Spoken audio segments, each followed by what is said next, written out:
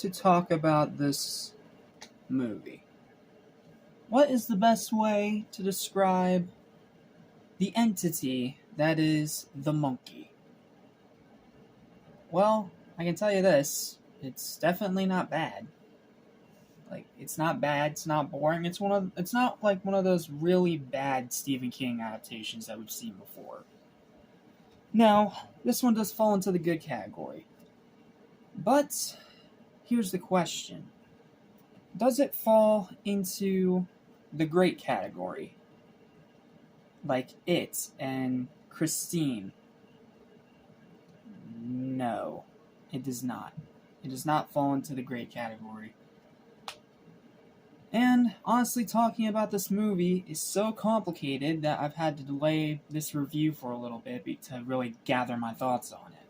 But we're here now, and we're going to talk about it, so please excuse me for this review being more short, straight and to the point, but honestly, outside of my written review, I don't really know how to even remotely describe this movie, so this review is going to be pretty short and to the point because I do have other stuff I still need to film.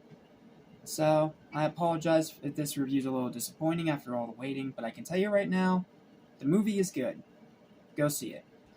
What's up, what's happening, what's going on, everybody? Welcome back to Racing Station, your District Animation, including TV and movies as well. I'm your host, Chad Small, and your resident horror nut. And welcome to a movie that's not quite horror and also not quite drama.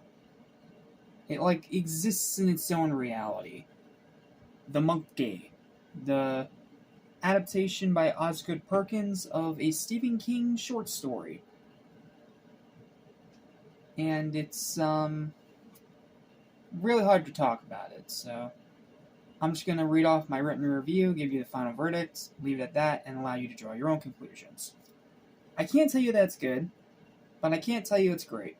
There are some big problems, so let's talk about it. Welcome to what may be one of the weirdest things I've possibly ever watched, and I've seen some pretty weird stuff, so that's saying something, especially if you are in the horror genre like me. You see some weird things. It's not a horror movie, nor is it a family drama. It more lives in its own world and just does whatever it wants, whenever it wants. Much like the titular monkey itself, it can't be boxed into one genre, and unlike Companion, it's not very coherent. But, in all honesty, I kinda like it. The gore is spectacular. I can't even try to describe to you how amazing the gore in this movie is. Just know it is one of the goriest, craziest things that I've seen since probably Brain Dead. Yeah, it's that level. It's pretty crazy. Yes, there's no lawnmowers, but there's stuff almost just as insane. It's only 90 minutes long, the directing's really good, the cinematography is quite nice, and it can be pretty damn funny on occasion. As most of the brutality is played up as the punchline to a very dark joke. This is as black a comedy as you can possibly get. It is black as a black comedy. It is, sicko in the head humor is what I'm gonna call it. But if you get the jokes, they are really funny, and they do land.